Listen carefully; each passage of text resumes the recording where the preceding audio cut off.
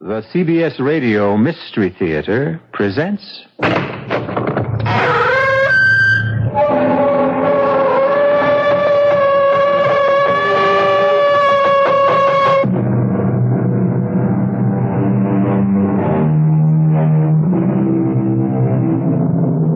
Come in.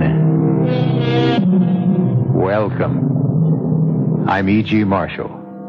Welcome to the sound of suspense. Welcome to the fear you can hear. Welcome to the world of terrifying imagination. The subject of the story you're about to hear is murder. But the subject is also time. We've all heard of killing time. But have you heard about using time to kill? You will in the next few minutes when Mr. Owen Layton himself tells you his most ingenious scheme for getting rich quick by means of sudden death.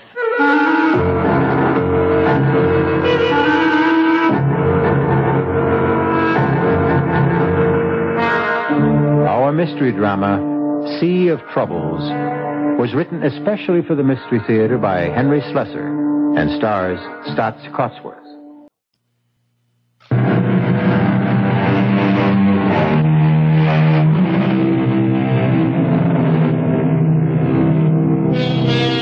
Our spine tingler begins across the sea, in the delightful city of Paris. They say that you can sit at a sidewalk cafe in one of these streets and sooner or later meet everyone you've ever known. Well, now we're going to introduce you to someone who you don't know, but whose acquaintance you'll enjoy making. His name is Owen Layton, and he prefers to tell you his unusual story in his own words. I arrived in Paris at 10 o'clock that morning, but I didn't leave my hotel room until well after 4. I knew my brother Gerald's habits only too well. He'd probably be sleeping until noon. I knew where he would be at 4 p.m., of course, at Patrick's Cafe on the Rue de Montparnasse. Everyone loved Gerald at Patrick's because he was famous for always paying his bills. With my money, of course. Bonjour, monsieur. Bonjour. I chose a table well to the side, but my appearance still attracted considerable attention. And why not? With my rumpled English tweeds, a long gray beard in the style of Ulysses S. Grant, a pair of crutches to keep my monstrously bandaged foot off the Parisian asphalt. Well, I must have been quite a sight. Garçon, Pernod, s'il vous plaît. Très bien, monsieur. Well, what do you know, Owen, for the love of Pete? Hello, Gerald. I'm glad you were able to recognize me under all this hair and bandages. Well, how are you? What's the matter with your foot? Oh, never mind about that. Give me a look at you. I haven't seen my kid brother in over a year. You know something? You look more French than ever. Yeah, come on now. Let's hear about that foot, Owen. And the beard. When did you grow all that shrubbery, huh? No, I got the idea from you. The last time I was in Paris. This thing? Yeah. This is nothing compared to you. Now, listen, the last time I saw a beard like that, it was on a $50 bill. Yes.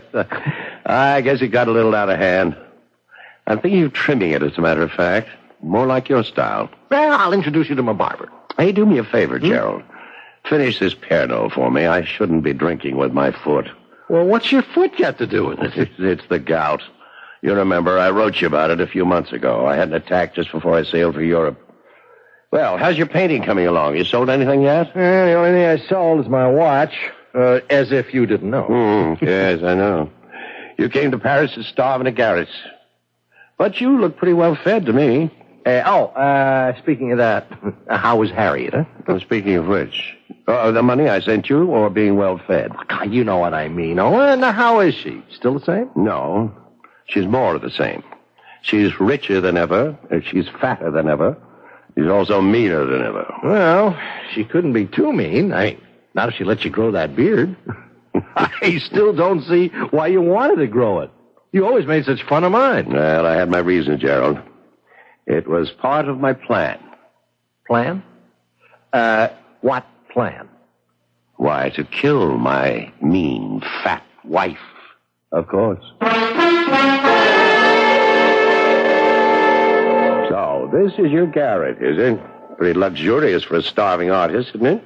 It's not bad. Yeah, and all those canvases. Some even have paint on them. Well, don't tell me you're really working. Owen, I know you're no saint, but I don't think you're wicked enough to do what you said. Strangle Harriet? No, Gerald, I'm wicked enough. Just not foolish enough. My wife's money will be precious little good to me in prison. Now, don't tell me you've got some kind of a foolproof scheme, Owen, because there is no such thing. Sit down. And no matter how clever you are, there's always someone cleverer. In the detective novels, perhaps? Now, sit down before I kick you with my gouty foot. I've got 5 pounds of bandage there. It makes quite a weapon. I don't understand what you meant about gout. It's the very cornerstone of my plan. I have established a medical history of the disease if questions arise later. Question? Yes, about the bandages. Owen, I have never seen you like this. You're really talking wildly. Now, those crutches, the beard, all this crazy talk about killing people, what? It's not crazy at all. It's a beautiful, rational scheme. And one that you will be eager to see succeed. Owen, what's happened between you and Harriet, huh? Well, nothing sudden. It's been a gradual change. Perhaps the inevitable result of advancing years. You know, I was considerably younger than Harriet when we married. Now it seems I'm not young enough. Now, wait a minute. Are you cutting me off? Are you going to stop sending me money? Nothing of the kind. As long as my income can support it, you can continue to develop your artistic talents. The question is, how long will my income continue? It's been 10 years since I married Harriet. The difference between our ages is suddenly not so great. Harriet is discovering that there are younger men in the world. In fact, there's one particular one she's fond of. You're joking. Yeah, he's a dancing instructor, as a matter of fact. She met him when I had my first attack of gout. I couldn't move for a month while Harriet indulged herself in non-domestic pleasures like dancing. What to talk about? Killing her? Killing her carefully, Gerald, with due regard to the risks involved. Actually, I thought of the answer when I was flat on my back. I had plenty of time to think then. About what? A unique phenomenon of the modern age. The magnificent paradox of transoceanic travel. Travel? Yes. A ship makes its journey in some 5 days. A jet plane takes only a few hours. But you hate planes. You've never been on a plane in your life. Yeah, that's right. They terrify me. But what does all this have to do with killing Harriet? Everything. For you and I, brother, are going to put that transatlantic paradox to use. We're going to prove that the difference between a ship and a plane is a lovely way to commit murder.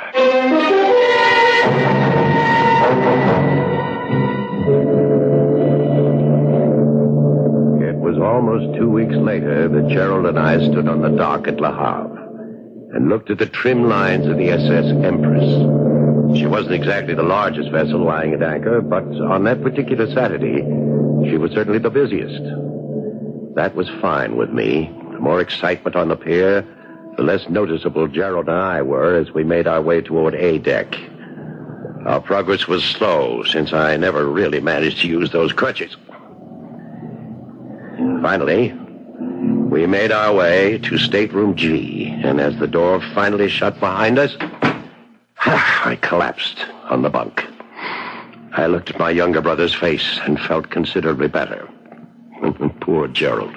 His complexion was so pale white against his reddish beard, now fuller by 2 barbarous weeks. Relax, Gerald. Everything's going to be all right. Well, I wish I had your confidence, Owen. Now, let's take care of the passports first, and then we can call the steward. All right. Here they are. Ah, good. Now, we have to do this very carefully. With infinite patience, I set about the delicate task of removing the small photographs from both passports. I was as precise as a jeweler. Then I squeezed glue from a tiny tube and replaced them. One bearded face substituted for the other one. Yes, my brother and I look quite a bit alike. Despite the 6-year difference in our age, Owen, are you sure nobody will notice? Now, you're not supposed to tamper with these passports. Yes, that's true. And I understand it's also a crime to kill someone. Nevertheless, that's exactly what I plan to do. Now, let's ring for the steward. All right. The man who answered our ring was a perfect delight. An aging cockney with a thin crest of white hair, the mouth of a pixie, and the squinty eyes of a myopic. The latter, of course, was going to be a blessing. Everything all right, Mr. Layton? Yes, everything's just fine. Your name, Mr. Pawkins? Yes, sir, that's me. Sir Pawkins, at your service. Well, Mr. Pawkins, I'm afraid I'm going to be something of a burden to you on this voyage. As you see, I'm an invalid. Yes, sir, your poor foot, sir. Exactly, my poor foot. As a result, I'm going to be forced to take all my meals in here. So you'll have to arrange matters with the dining steward. I trust that can be arranged. Oh, yes, sir, don't you worry none about that, sir. Ah, good. Nor will I be spending any time on deck. The least bit of roll is extremely painful for me. So I'll remain in my stateroom until we reach port. What a pity, sir. Oh, it's all right, it's all right. I've got a great deal of business to take care of between here and New York. I'll have enough paperwork to keep me busy.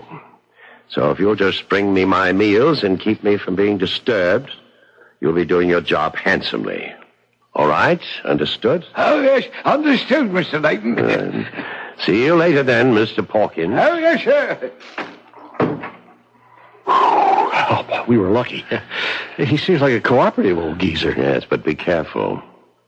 Always keep your door locked, so he can never enter without knocking. And every time he brings you that tray, make sure that you're either dozing or buried in papers. Understand? Understood. Yeah. Well, when I think about what you're going to do in New York while I'm on board the ship, What I'm going to do in New York is going to be a pleasure. But you're so cold-blooded about it, Owen. You are going to kill a human being. No, I never said that. I said I was going to kill Harriet.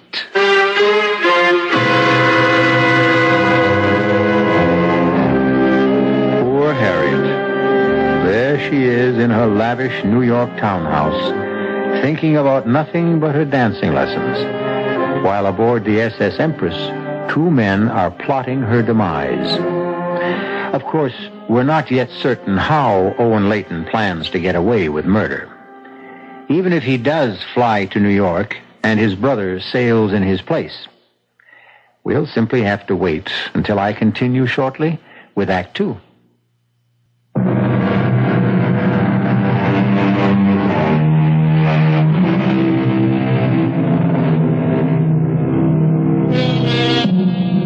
Now let's return to Stateroom G on A deck of the SS Empress.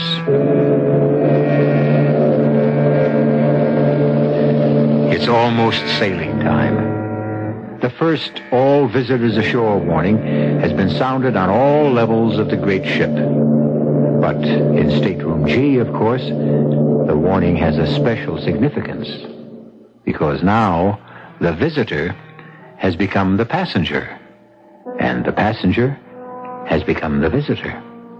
But let Mr. Owen Layton speak for himself. Listen to me, Gerald. And listen very carefully. For Pete's sake, Owen, we've been over this 100 times. But now I'm saying it for the last time. You must do exactly what I've said. Exactly. The smallest variation can cause total disaster. Oh, I promise you, I won't move from the stateroom. I'll be a good little rabbit in my cage. Yes, it's exactly what worries me. Your rabbit-like tendencies. Don't expect me to enjoy it. When I think of all those cute little bunnies strolling around on the deck. No, just forget they're there, understand? Let me get this bandage off my foot. Now. Oh, 5 days. And don't forget the 6 nights. You'll manage, all right? Won't be any fun, Owen. Yes, and neither would it be any fun to fill gas tanks in Hoboken. Not as much fun as living on the left bank with those Parisian beauties of yours. All right, I know. And don't forget who's really doing the hard work, Junior. Including that plane trip tonight. Oh, for To me, that's the worst part of it all. Listen, how high do those bloody things fly? 30,000 feet, I think. Oh, it's preposterous. There, the bandages. Oh, no. Now, let's get them on you. By the time the next all ashore sounded, the transformation had been made. The bandages were on my brother's foot, and the crutches were lying snugly beside his bunk. And I was all set to leave. With Gerald's gray tweed coat belted around me, with Gerald's hat on my head, I strolled to the visitors' gangplank and left the SS Empress to its business.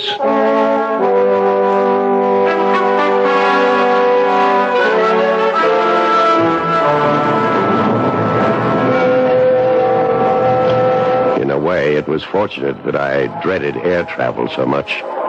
The thought of being carried aloft some 30,000 feet inside the monstrous machine parked at the Gate 7 on Orlip Field was completely engrossing. For this reason, I overcame any nervousness I might have had upon confronting the immigration authority.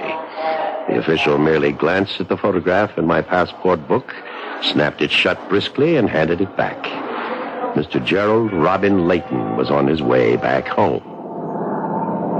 I don't recall much about the flight. I remember about 10 minutes of sheer terror when we took off on what seemed like a ridiculously short runway. I know there were several more hours of alternating fright, numbness, and drowsiness, helped by liberal amounts of alcohol.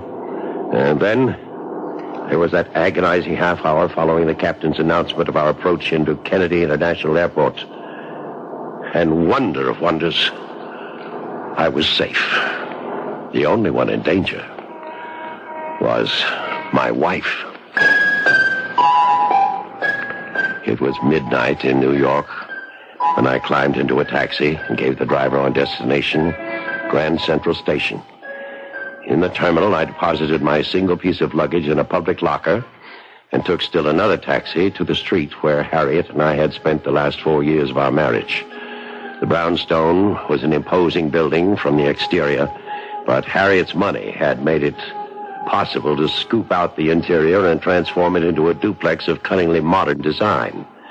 I had spent several happy hours in this house, about 7 or 8, I think. It was 1:20 in the morning by the time I arrived, and the traffic had gone from the quiet streets of Sutton Place. The street was empty. The shades of the buildings opposite had all been drawn against the night. I felt certain that no one saw me quietly insert the key into the lock of the front door. I went quietly upstairs to the bedroom. It was empty. But that was no surprise. It was Saturday night. Presumably, I was in Paris. Therefore, Harriet was on the town, probably in the company of her dance instructor friend. In a way, I was glad that she was running true to form. It helped me feel justified in taking the drastic course that I was about to take. About 20 minutes later, I heard the front door opening again.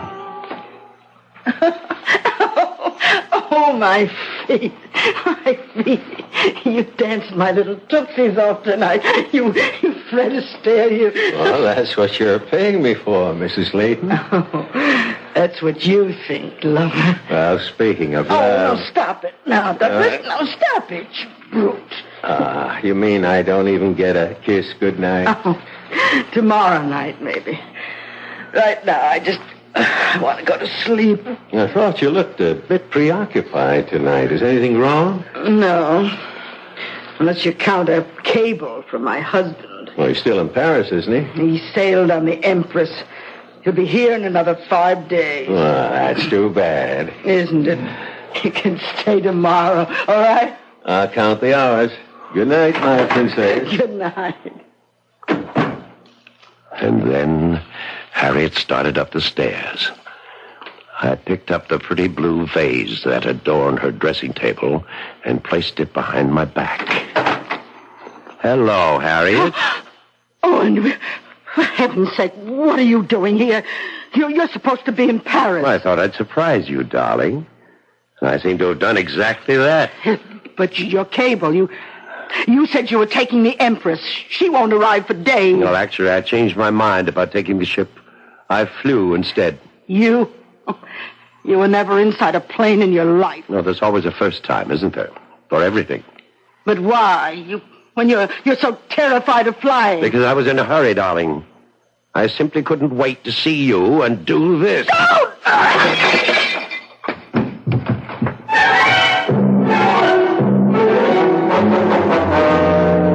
It was a shame about the vase. It cost a small fortune. The really distasteful part came now. As you may have gathered, I'm a man of fastidious taste. But when you have 5 days to lose, you can't afford the niceties. I knew it would be easier to lose myself in a region of the city where the lower depths are at their lowest. And so I discarded my British suit, my Italian loafers, and my continental manners. In an old pair of slacks and heavy wool shirt, I made my way to the Bowery. My first act was to join a shambling, silent line of vagrants outside the clothing relief agency, and I emerged with a costume superior to anything I could have invented. A moth-eaten sweater, a double-breasted jacket with a shredded lining, and 1,000 unironable creases. And then I bought a bottle of Sauterne for 98 cents and rented a bed in a hotel called Miller's for 75 cents a night. And then, the next day, in a steam-filled diner where the coffee tasted like antiseptic, I picked up a mud-stained newspaper from the dirty tile floor. There on the second page was an item which gave me an appetite, even in that place. It said, "Woman found murdered in East Side brownstone." Ah, but the smaller headline beneath it was even more delicious. It read, "Dancing teacher held as suspect." It wasn't something I planned or expected, but, well, why not? Why not? Say, I think I'll have some more of that coffee.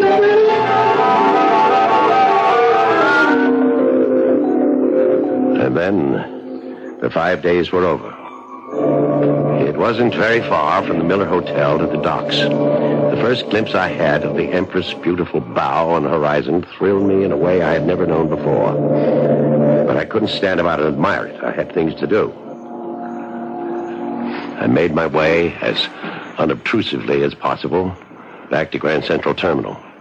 I removed my luggage from the locker, and then in the washroom I shaved and changed into clean clothes. Then I went down to Pier 16 to greet the arriving Empress.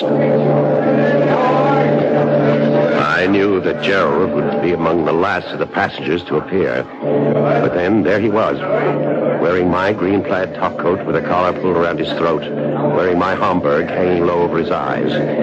He was using my crutches, too, and not very well. But with his foot so heavily bandaged, he still made a convincing cripple. Owen, over here. For a minute I didn't think you'd make it. Well, how was it? How did everything go? Fine. Look, when can I get rid of these crutches? They are killing me. Never mind the crutches. What about the steward, Mr. Pawkins? Did you see him before you left the ship? No, I managed to avoid him. I didn't even tip him either, just as you said. Good. Now get into that car. This isn't your car, is it? It's a rental car. Now get inside so we can switch clothes. A rental car? Well, weren't you taking the chance? I rented it in your name, Junior. Don't worry about it. You really thought of everything. Owen, I have to give you credit. Well, just give me my clothes and that bandage. And fast. And so we made the switch, as before. By the time I stepped out of the rented automobile, I was dressed in the Homburg and the green plaid coat. And the bandages were back where they had originated. In fact, the crutches seemed like old friends as I hobbled back to the entrance of Pier 16. I spotted the ship's petty officer emerging from the passenger exit. Pardon me, sir. Yes, sir. What can I do for you? Well, it's rather embarrassing. You see, there's a steward that I meant to take care of before I left my stateroom. He was very kind to me. What's his name? Pawkins. He's an old fellow. Very nice. I hated to miss him when I left, but somehow I did in all the excitement.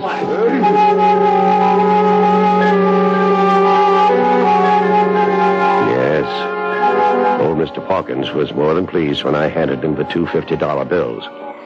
There were actually tears in his eyes. Oh, this is most generous of you, sir. Most generous. Well, you took very good care of me, Pawkins. I know I was a nuisance. Oh, no, sir, you were never. Why, I hardly even saw you, sir. Well, still, you brought me all my meals and so forth, didn't you? Well, I was glad to do it, sir. Glad to be of service. And I hope you'll be back on the Empress with us soon again. I intend to be, Pawkins. Yes, you can be sure of that. As soon as I knew that Mr. Pawkins was remembered properly, and that he remembered me properly, I knew that everything was going to be just fine. I told my younger brother to drive his new car to the village, find himself a small apartment, and lay low. And I took a taxi to my home. I knew there would be company waiting for me. Mr. Layton? Yes, I'm Owen Layton. Who are you? Name is Lieutenant Farley, Mr. Layton, New York Police Department. Police? What's the matter? My house been robbed or something? I'm sorry we couldn't meet you at the ship. We knew you were coming back today, but we thought it would be easier to meet you here and break the news to you. What news? What are you talking about? Bad news, I'm afraid. Maybe we better go inside. Yes, come in. Of course, I knew exactly what the bad news was going to be. Now all I had to do was to keep from laughing out loud.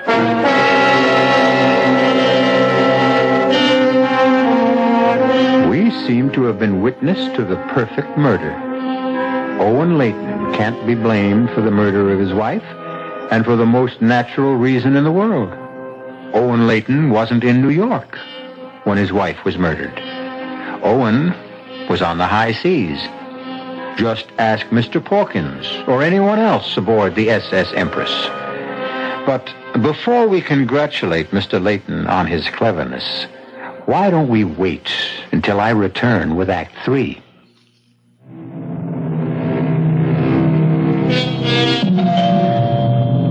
Owen Layton is a happy man today, despite the fact that he is all alone in the reconverted brownstone on Sutton Place. The smile never seems to leave his face. Even as he hobbles towards the front door to answer the insistent chimes, his bandaged foot and crutches don't seem to bother him in the least. In fact, one has the impression that despite the tragic loss of his wife, Mr. Layton will never let anything bother him for the rest of his life. Evening, Mr. Layton. Oh, hello, Lieutenant. I didn't know you were coming by tonight. Oh, it's all right, I hope. Yes, of course. Come in. Oh, thank you. You were a bit too broken up the other day when we had a talk about that terrible thing that happened to your wife. Well, I'm sure you don't blame me, Lieutenant. It was a great shock. Here, let me take your raincoat. Raining outside, is it? Yeah, a little. Frankly, it was my decision not to send a radiogram to the ship. About your wife's death, I mean. It didn't seem right to break the news to you that way. Well, that was very considerate of you, Lieutenant. We knew you were aboard the Empress because of your cable. Yes. But you were right not to tell me when I was aboard. It would have been very helpless feeling, knowing that there was nothing I could do about it. Yeah, that's what I thought, too. At any rate, I suppose you've had some time to, think about what may have happened. No, Lieutenant. The truth is, I still don't understand. That man who killed her, what was his name again? Douglas Denton. Oh, yes. It's not his real name. He called himself that at the dancing school, but he was born Bernard Eubank. I take it you didn't know Mr. Denton. No, I never met the man before in my life. And why would he want to kill my poor Harriet? Well, actually, he's still denying that he did. Well, how can he? From what I read in the newspaper, well, you seem to have caught him red-handed. Well, no, not quite that good. We knew that he'd been, he and your wife had been seeing each other during your visit abroad, and that they'd seen each other that Saturday night she was killed. In fact, he was seen in the vicinity of your house by several witnesses, not more than 10 minutes from the time when we estimate that she was bludgeoned to death. I'm sorry, that's a little too graphic, I know. It's all right, Lieutenant.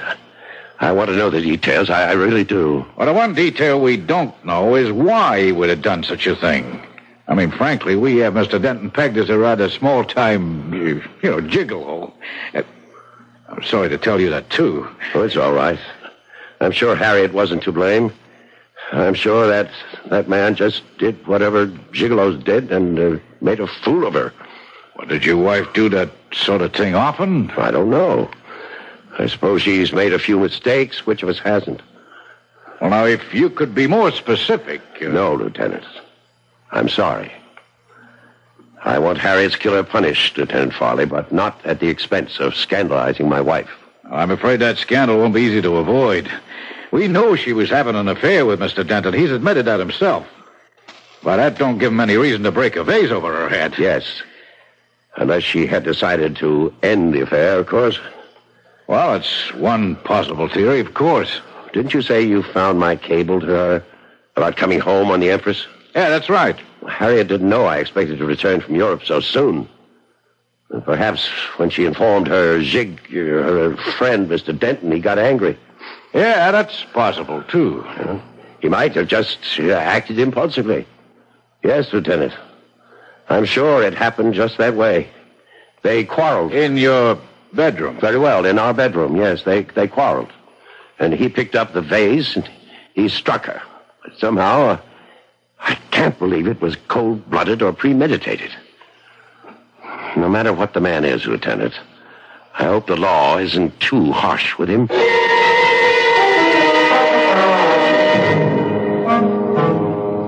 I'll tell you what wasn't easy. It was the waiting. I had to wait for the outcome of 2 legal actions, the verdicts of both the criminal and the probate courts. But I had every confidence that human and fiscal justice would be done. And then, one night, a little more than 2 weeks after my return... Hello? Owen, it's Sheila. I beg your pardon? It's Sheila. Oh, God, I feel terrible not calling you before this, but I just found out what happened. I read the whole thing in the paper, back issue. Oh, and you poor thing, you must be in a state. Are you sure you're calling the right number? Oh, of course I am. At least that's the number in the telephone book, 815-5555. Well, you certainly have the right number, miss, but I believe you have the wrong party. Oh, come on, stop it. You're the only Owen Layton in the directory. Well, that doesn't mean very much. Hey, what is this? What are you trying to do? Well, I'm simply trying to find out who you are and why you think you know me. Hey, wait a minute. Is there someone there with you? Is that what all the double talk's about? No, I'm alone. Well, then why the big act? Oh, now listen, Owen. I told you not to try any of that shipboard romance stuff on me. I won't stand for it. Did you say shipboard romance? You heard me. I warned you that I wasn't interested in a friendly little kiss at the gangplank kind of stuff. Listen. You're not talking about the ship you mean isn't the Empress. Of course it's the Empress. Gerald, you idiot. Huh? Oh, what did you say? I said, forgive me, I'm just so mixed up about things right now. Well, you can't be so upset that you'd forget about me. Besides, from the way you talked about your wife, she didn't mean a thing to you. Look, Sheila, I can't talk anymore right now. You're not brushing me off that easily. Oh, and I warn you. No, I'm not trying to brush you off. It's just that I'm having visitors, Sheila. Important people, business. All right, tomorrow then. Early tomorrow. I'm not sure I can make it tomorrow either. I may have to go out of town. There are things to settle regarding my wife's estate. Well, there are things to settle, all right. Between us, lover. Oh, God. Dear God, he's ruined everything. Everything.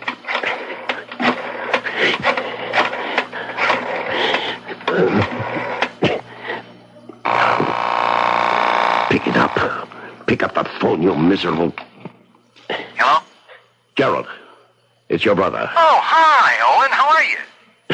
Never better. Never better. What's the matter? You don't sound well. Well, why shouldn't I be well? I should be feeling on top of the world. I just had a lovely chat with a no doubt charming young lady. What? Her name is Sheila. Isn't that a lovely name, Sheila? Uh-oh. Is that name familiar to you? Owen, before you say anything else, will you listen to me? Yes, that's why I'm calling, to listen to you. To see if there's anything you can say, anything at all, that will mitigate my intention of coming right over there and strangling you. You've got to understand how it was, Owen. I was a prisoner in that stateroom, a virtual prisoner. Yes, and that was the idea. I told you never to leave that room. Never to so much as poke your ugly head out of the door. Well, it was easy enough for the first day, Gerald, but after almost 24 hours of that, How many other women did you take up with? Owen, she was the only one, absolutely the only one I had anything to do with. And if I know you, you had plenty to do with her. Well, I couldn't live like a hermit, for Pete's sakes. I can't believe what I'm hearing. I can't.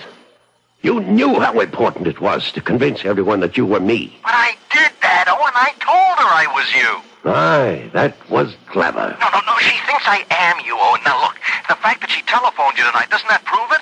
Oh, yes, that proves it completely. Owen, I was really going crazy in that tiny room, so I took just one little stroll on deck one night. Yes, and met Sheila. I swear that I never knew she'd try to get in touch with me. Your girlfriend Sheila is in New York right now. She's demanding to see me. You. Me. What I mean is she's read about Harriet's death. She knows that you... she knows that she knows that Owen Layton is free and unencumbered and will soon be very, very rich. Oh, gee, I'm glad to hear that, Owen. Shut up. Your friend Sheila isn't going to give up that easily. She's going to track me down. She's going to try to renew our little shipboard romance. And do you know what will happen when she does? What? Think about it, Gerald. She's going to take one look at me, and I'll be cooked, roasted, fried. She'll know I wasn't aboard the Empress. She'll know that she spent all that glorious week with another man. And how long do you suppose it'll take for her to put two and two together? Owen, couldn't you put her off? Now, couldn't you keep her from seeing you? How? Well, if you could leave town, if you could get away. Yes, it's the only thing that's occurred to me, too. If I left at once... You could always go back to Paris. You always said it's your favorite city. And guess what? I saw in the papers that the Empress is sailing again tomorrow for Le Havre.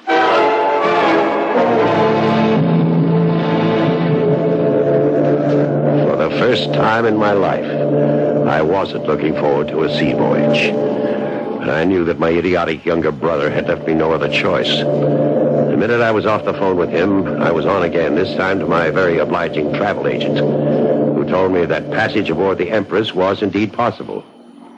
But for the first time in my shipboard travels, I couldn't get a stateroom. Couldn't even do better than B deck. But it was an indignity I was forced to accept. This time, my cabin steward wasn't an amiable gentleman like Mr. Pawkins, but a gruff, uncommunicative type who made no promises of devoted service. But then I wouldn't require much service. For one thing, I no longer needed my bandages and crutches. As far as the world was concerned, my troublesome gout was healed. Oh, pardon me, sir. Yes? Aren't you the gentleman who sailed with us a couple of weeks ago? That Pawkins chap? Oh, yes, that's right. You were the officer who helped me find the steward. Yes, everything worked out all right there? Yes, everything went fine.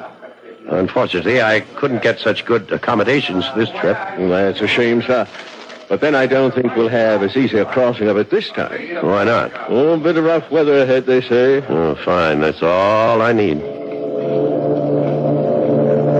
But rough weather ahead or not, at 4 that afternoon, the Empress pulled slowly away from the pier, and I admit that I breathed a heavy sigh of relief.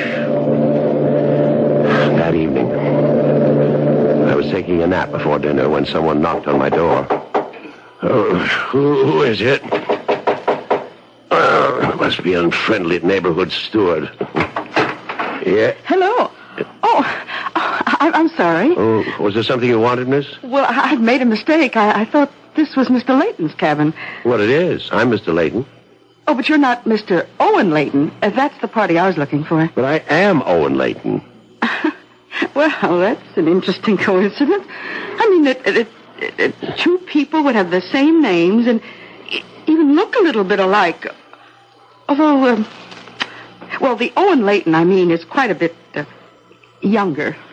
I don't know what in the world you're talking about. I saw your name on the passenger list, but the man I mean... Well, he's about your height, and he has a beard like yours, but he's... Well, he's not you.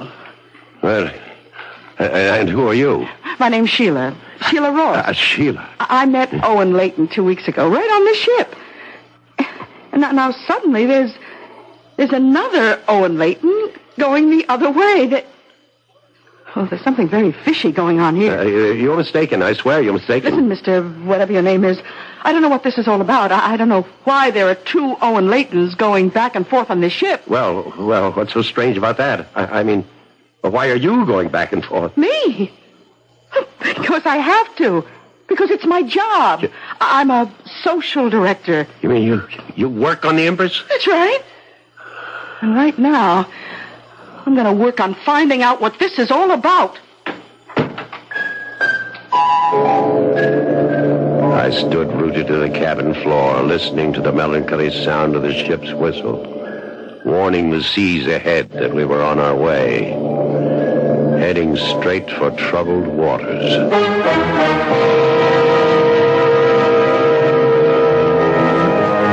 As you have heard, Owen Layton's perfect murder had the customary imperfection. But at least he'll be able to enjoy one last ocean voyage before the authorities send him up the river. Isn't it nice to see justice triumph? Oh, beg your pardon, to hear justice triumph. You'll hear more out of me when I return shortly.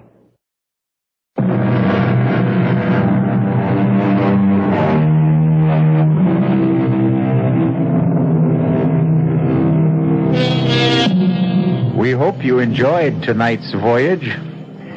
We hope you'll be aboard next time the CBS Radio Mystery Theater takes you on a trip to all points mysterious. As you know, we have every means of transport available to us, from ships to trains